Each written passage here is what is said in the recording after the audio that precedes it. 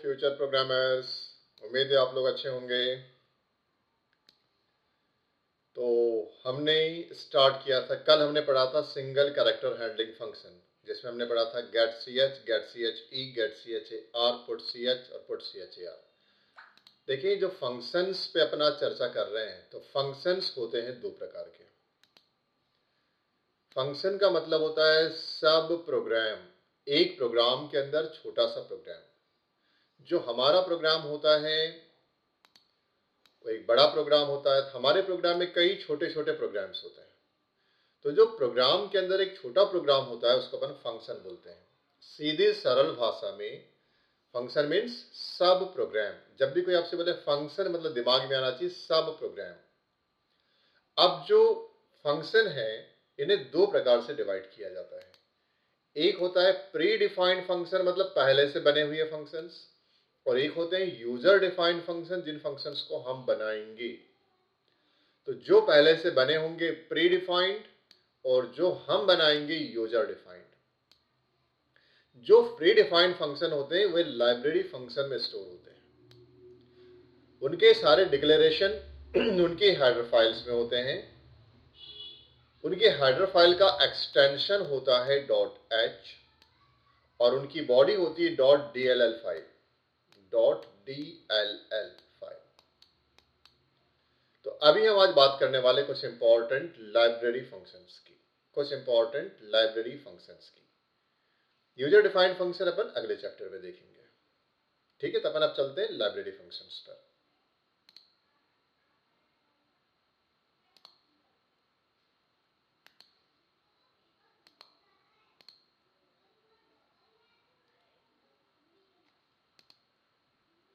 जो library functions होते हैं किसमें स्टोर होते हैं? हेडर फाइल्स में। तो कुछ इंपॉर्टेंट हेडर फाइल्स के नाम, stdio.h। हर प्रोग्राम में आप देखते हैं कि लगाते हैं stdio.h। उसका मतलब होता है standard input output functions. stdio का मतलब होता है स्टैंडर्ड इनपुट आउटपुट। math.h में मैथमेटिकल फंक्शंस होते हैं, जिनके द्वारा अपन मैथ्स के ऑपरेशंस कर सकते हैं। stdlib.h में स्टैंडर्ड लाइब्रेरी फंक्शन होते हैं। स्ट्रिंग्स पे काम करने के लिए होते हैं string.h। कैरेक्टर को मैनिपुलेट करने के लिए होता है ctype.h, और कंसोल इनपुट आउटपुट के लिए होता है conio.h, जिसमें से एक तो ये वाला और दूसरा ये वाला हम हर प्रोग्राम में यूज करते हैं। बाकी के जो है इन्हें आवश्यकता अनुसार जब जरूरत पड़ेगी तब यूज कर लेंगे। सिंपल। तो लाइब्रेरी फंक्शंस में कौन से फंक्शंस होते हैं? हेडर फाइल में कौन से फंक्शन होते हैं? लाइब्रेरी फंक्शंस होते हैं। ठीक है, यहां तक। चलिए इसके आगे चलते हैं। अब कुछ इंपॉर्टेंट हेडर फाइल्स है, जैसे कि stdio.h। stdio.h में क्या होता है? printf, scanf, getchar, putchar, gets, puts, fopen and fclose, ये सारे फंक्शंस स्टोर होते हैं stdio.h में। कोनियो में होता है clr और getch। सी टाइप में होता है to upper, to lower, alpha, इनके अपन आगे चल के यूज देखेंगे। मैथ में होते हैं power, square root, cos, sine, log etcetera. stdlib में रैंड मतलब रैंडम फंक्शंस और एग्जिट फंक्शन। string.h में strlen, strcpy, strupy, ऐसे फंक्शंस। तो अलग अलग हेडर फाइल्स में अलग अलग प्रकार के लाइब्रेरी फंक्शंस होते हैं। हमें जिस फंक्शन को यूज करना होता है उसकी हेडर फाइल हम लिंक सेक्शन में इंक्लूड करते हैं। पक्का?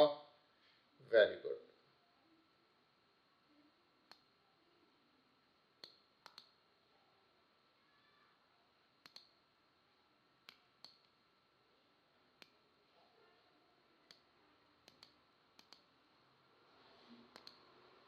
चलिए अब अपन को डिटेल में डिस्कशन करते हैं प्रिंटफ और स्कैनफ पर। Printf and scanf. तो जो प्रिंटफ फंक्शन है ये किस हेडर फाइल में होता है? stdio.h में। इसके द्वारा हम किसी भी प्रकार का आउटपुट ले सकते हैं। प्रिंटफ के द्वारा हम character, string, float, octal, integer, किसी भी प्रकार की वैल्यू को प्रिंट कर सकते हैं। अगला, प्रिंटफ के लिए अगर इंटीजर प्रिंट करना है तो प्रिंटफ के साथ परसेंटेज डी लगता है, कैरेक्टर के लिए परसेंटेज सी लगता है, फ्लोट के लिए परसेंटेज एफ लगता है, स्ट्रिंग के लिए परसेंटेज एस लगता है, डबल के लिए एल लगता है, हेक्साडेसिमल वैल्यू के लिए परसेंटेज एक्स लगता है। तो फिलहाल अपने को ज़्यादा से मतलब नहीं, percentage D for integer, percentage F for float और परसेंटेज सी फॉर कैरेक्टर। ये फंक्शन के साथ यदि हमको न्यू लाइन इंटर करनी है तो बैकस्लैश एन यूज करते हैं। इसे यूज ऐसे करते हैं, प्रिंट एफ लिखेंगे, फिर पैरेंथेसिस का सिंबल लगाएंगे और डबल कोट के अंदर यहाँ पे मैसेज लिखेंगे, फिर कॉमा, फिर आर्गुमेंट्स। ये प्रोग्राम में अपन कई बार यूज कर चुके, आगे भी करते रहेंगे।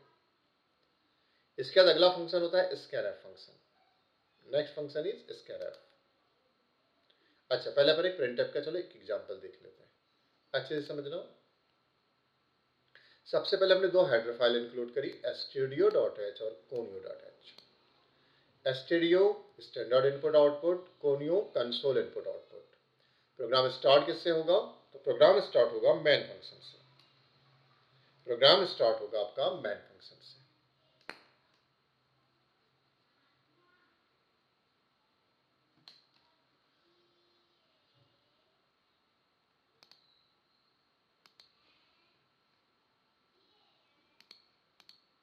इसके आगे हमने एक वेरिएबल डिक्लेयर किया है कैरेक्टर।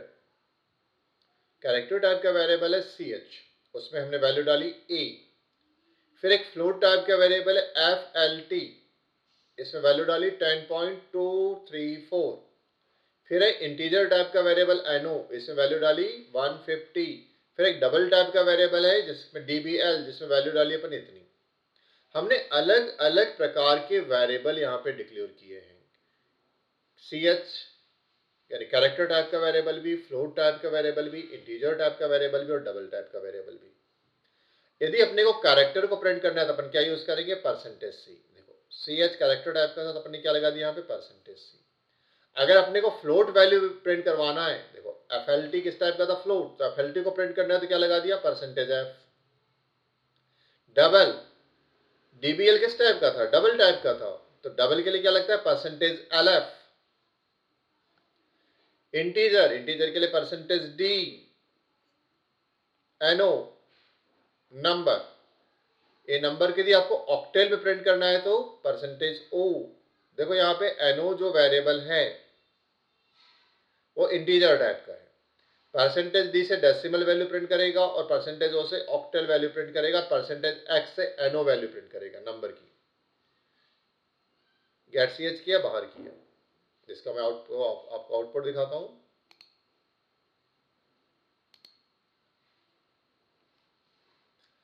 देखो character is percentage c, ch की वैल्यू, ch में कितना था? ए, तो देखो यहाँ पे ए आ गया।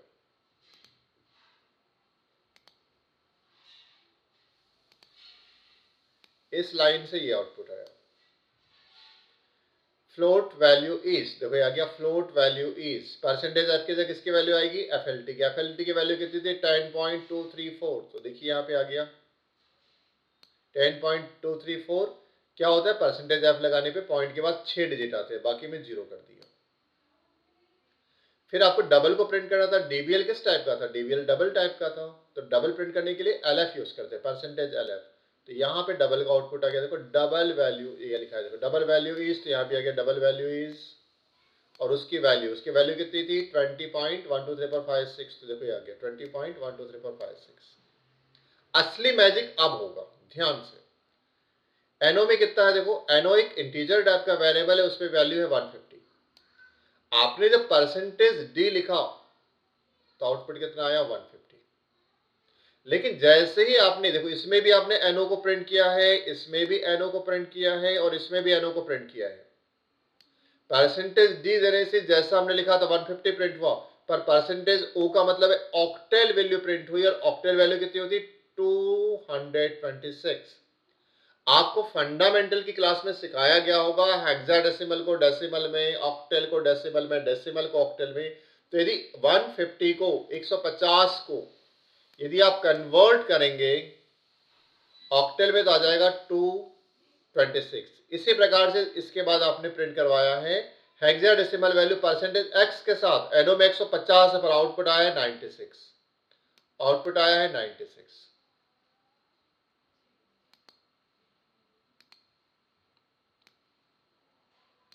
तो देखो तीनों ही जगह पे हमने NO को प्रिंट किया है, हमने नंबर NO को प्रिंट किया है। NO एक नंबर है जो किस टाइप का है, इंटीजर टाइप का है। पर आउटपुट में एक बार 150 आया, जब हमने परसेंटेज डी लगाया तो बिल्कुल 150 था, 150 आ गया। लेकिन परसेंटेज ओ से 150 ऑक्टेल में कन्वर्ट होकर प्रिंट हुआ और परसेंटेज एक्स से 150 हेक्साडेसिमल में कन्वर्ट होकर प्रिंट हुआ।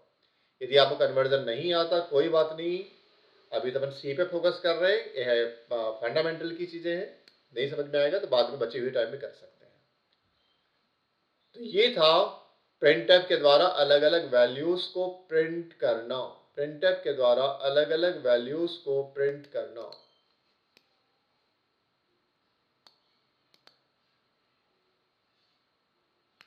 चलिए आगे चलते हैं। अब समझते हैं स्कैनफ को। Next function is scanf. इस फंक्शन के द्वारा हम इनपुट लेते हैं, स्कैनफ फंक्शन के द्वारा हम इनपुट लेते हैं, चाहे कैरेक्टर हो, स्ट्रिंग हो, न्यूमेरिक डाटा हो, कुछ भी हो। स्कैनफ फंक्शन कहाँ रखा हुआ है, stdio.h हेडर फाइल में रखा हुआ है। स्कैनफ फंक्शन केस सेंसिटिव मतलब कैपिटल स्मॉल में अंतर करता है। इसमें जो भी आपको लिखना है डबल कोट के अंदर लिखना पड़ेगा, प्रिंटफ के जैसे। देखो इसका फॉर्मेट ऐसा है, स्कैनफ मैसेज और एड्रेस ऑफ आर्गुमेंट्स। सीधे प्रोग्राम से समझते हैं इसको।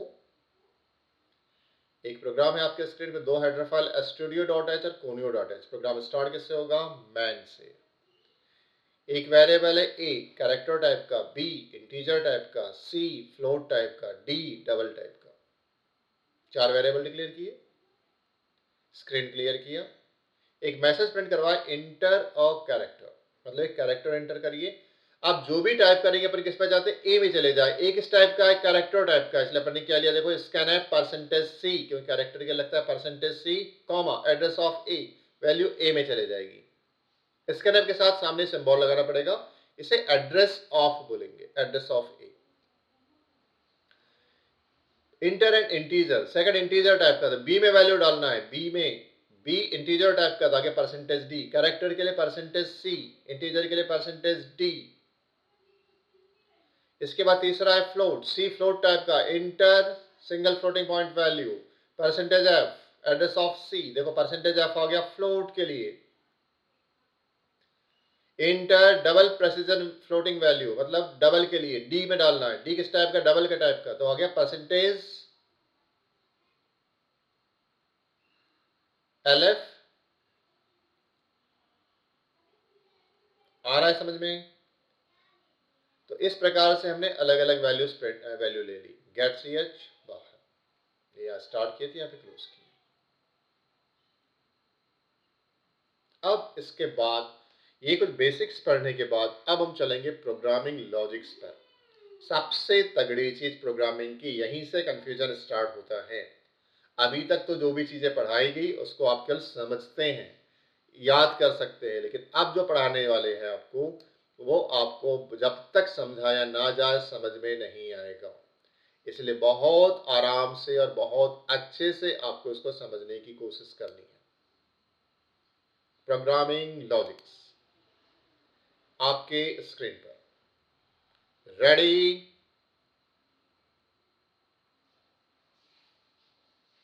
प्रोग्रामिंग लॉजिक्स, प्रोग्रामिंग लॉजिक्स होते हैं 3 प्रकार के। प्रोग्रामिंग लॉजिक्स होते हैं 3 प्रकार के। पहला branching, second looping, third jumping. दिमाग में इसी वक्त फिक्स कर लीजिए। प्रोग्रामिंग लॉजिक्स होते हैं 3 प्रकार के, ब्रांचिंग, लूपिंग, जंपिंग। अब बात करते हैं ब्रांचिंग की। ब्रांचिंग भी 3 प्रकार से आप कर सकते हैं, इफ स्टेटमेंट, स्विच स्टेटमेंट और कंडीशनल ऑपरेटर स्टेटमेंट। मतलब ब्रांचिंग करने के लिए आपके पास 3 तरीके हैं। ब्रांचिंग करने के लिए आपके पास 3 तरीके, पहला if statement, switch statement, conditional operator statement. Looping करने के लिए भी आपके पास 3 तरीके हैं, वाइल लूप या while statement, do while loop, do while statement और फॉर स्टेटमेंट। जंपिंग करने के भी 3 तरीके आपके पास, ब्रेक के द्वारा, कंटिन्यू के द्वारा और गो टू के द्वारा। इतना समझ में आ गया तो प्रोग्रामिंग की आधी दिक्कत आपकी दूर हो जाएगी।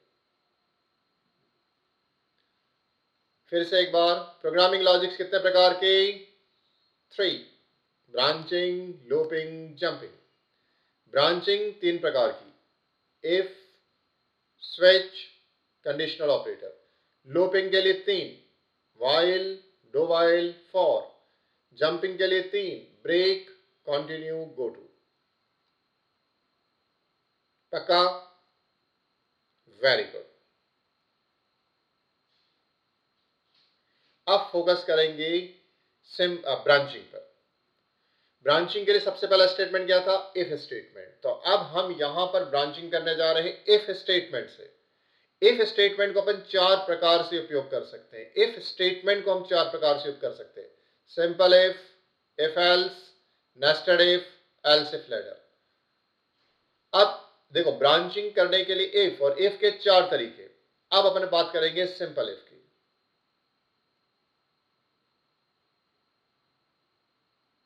सिंपल इफ, कॉन्सेंट्रेट करना, गड़बड़ नहीं करना।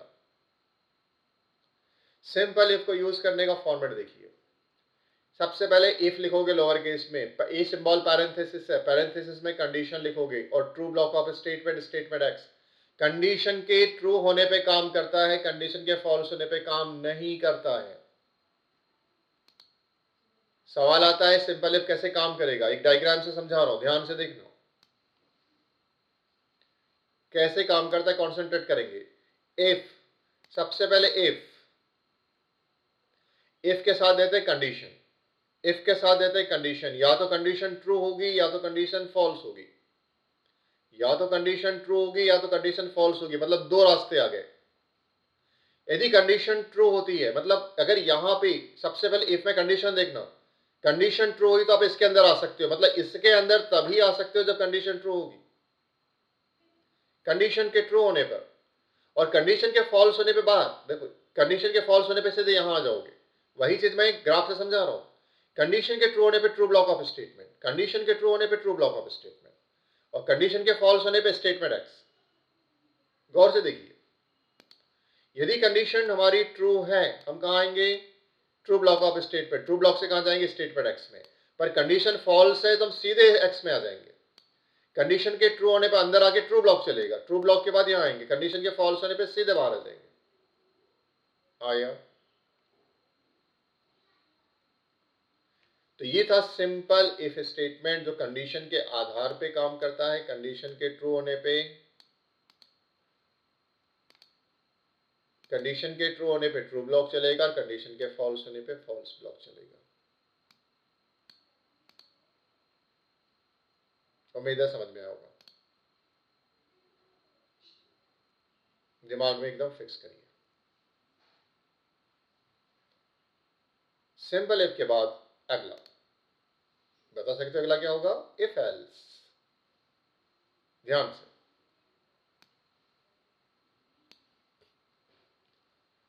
इफ एल्स स्टेटमेंट को कैसे यूज करेंगे? इफ कंडीशन, सबसे पहले कंडीशन दोगे।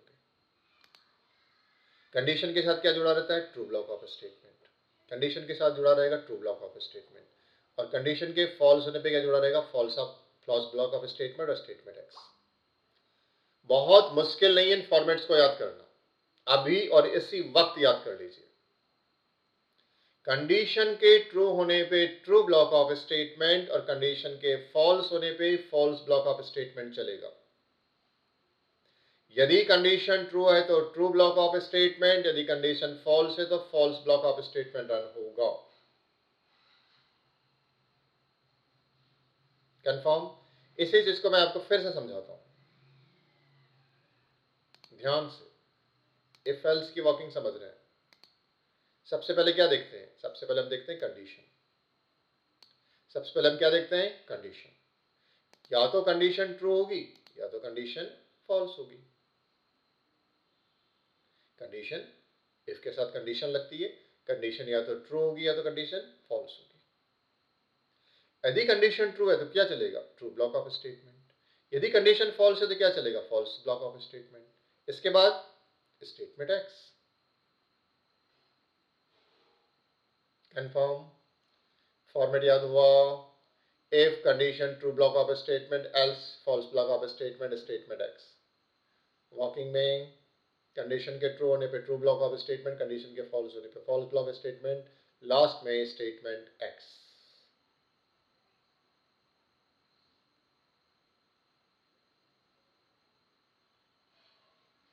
इसके बाद तीसरा था नेस्टेड इफ। नेस्टेड इफ का मतलब है एक इफ के अंदर दूसरा इफ। नेस्टेड इफ का मतलब है एक इफ के अंदर दूसरा इफ।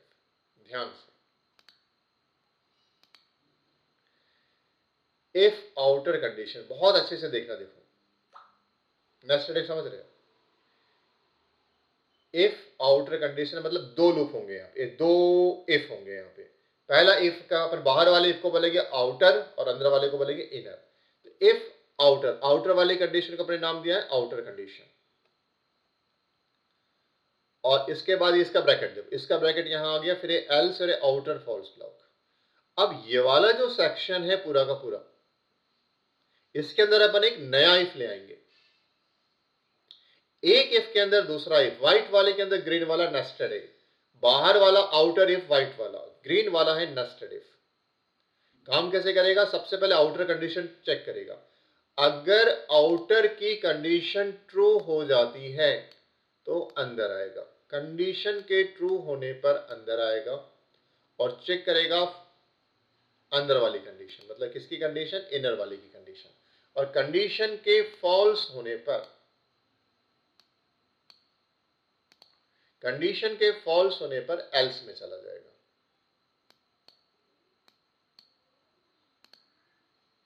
बहुत अच्छे से समझ रहा हूं। इसके वॉकिंग में आपको दिखाते हैं डायग्राम के थ्रू।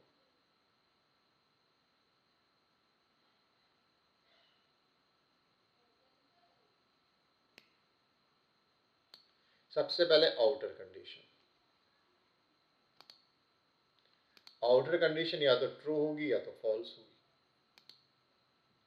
अगर कंडीशन ट्रू हो गई तो एक कंडीशन के अंदर दूसरी कंडीशन, आउटर के अंदर इनर कंडीशन, इनर कंडीशन भी या तो ट्रू होगी या तो फॉल्स होगी, या तो ट्रू होगी या तो फॉल्स होगी। अगर अंदर वाली ट्रू होती है तो क्या रन होगा? इनर ट्रू ब्लॉक, और अंदर वाली फॉल्स होती है तो क्या रन होगा? Inner false block. यदि बाहर वाली फॉल्स हो जाती है तो आउटर फॉल्स ब्लॉक। फाइनली सबसे पास होगी किस में जाएगा? स्टेटमेंट एक्स में जाएगा।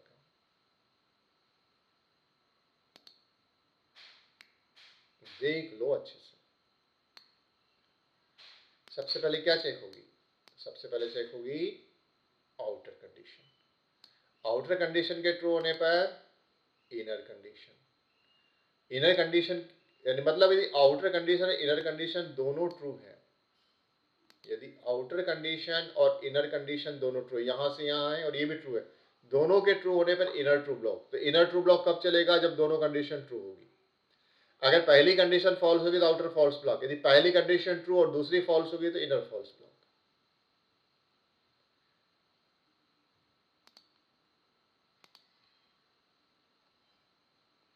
देखो फिर से, ये रहा format. If outer condition, outer condition के ट्रू होने पर इनर कंडीशन, इनर कंडीशन के ट्रू होने पर इनर आउटर ब्लॉक चलेगा। देखो फिर से मैं समझा रहा हूं, आउटर कंडीशन या तो ट्रू होगी या तो फॉल्स होगी। यदि आउटर कंडीशन ट्रू हुई, यहां से यहां आएगा। यदि इनर कंडीशन भी ट्रू हुई तो यहां अंदर आ जाएगा, और ये वाला ब्लॉक को रन करके यहां से सीधा वो स्टेटमेंट एक्स में चला जाएगा। अगर पहली वाली कंडीशन ट्रू हुई परंतु ये वाली कंडीशन फॉल्स हुई तो एल्स में आएगा। एल्स में आकर के इनर फॉल्स ब्लॉक चलाएगा, और इनर फॉल्स ब्लॉक को रन करने के बाद ये वापस यहां आकर के यहां से इधर चला जाएगा। अगर पहली ही कंडीशन फॉल्स हो गई, यदि पहली ही कंडीशन फॉल्स हो गई,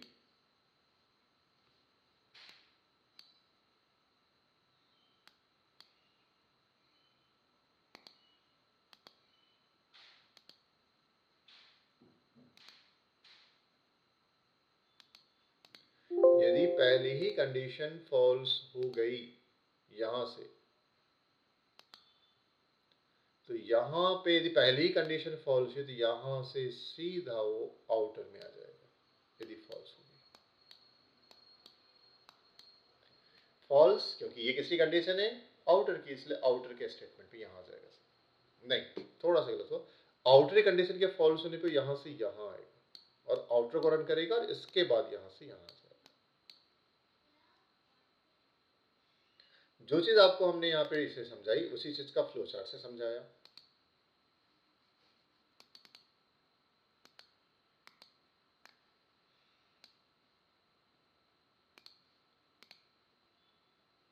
आउटर कंडीशन और इनर कंडीशन। आउटर कंडीशन यदि ट्रू है तो इनर कंडीशन चेक करेगा, इनर भी ट्रू है तो इनर ट्रू ब्लॉक चल करके बाहर आएगा। यदि आउटर कंडीशन ट्रू है और इनर वाली फॉल्स है तो इस रास्ते चल के इनर फॉल्स ब्लॉक को चला के बाहर आएगा, फिर आउटर फॉल्स हो गया तो सीधा आउटर फॉल्स ब्लॉक से बाहर आ जाएगा। कंफर्म।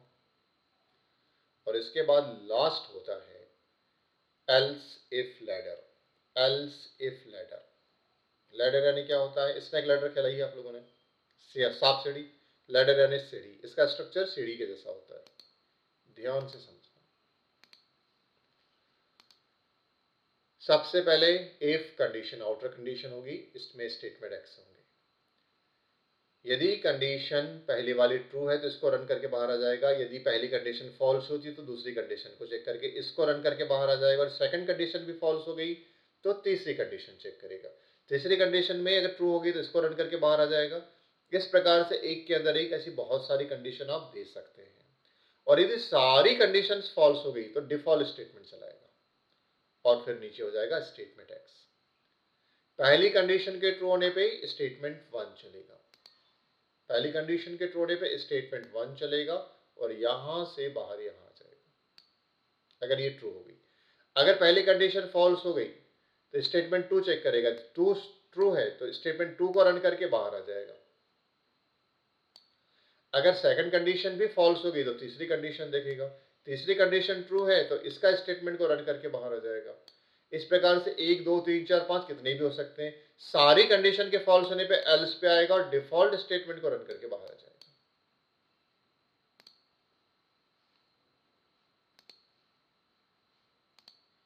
ठीक है,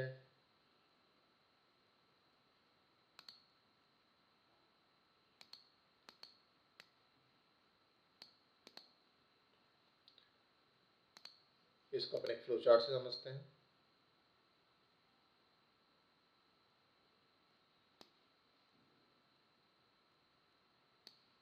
सबसे पहले कंडीशन 1, यदि कंडीशन 1 ट्रू हो जाती है, यदि कंडीशन 1 ट्रू हो जाती है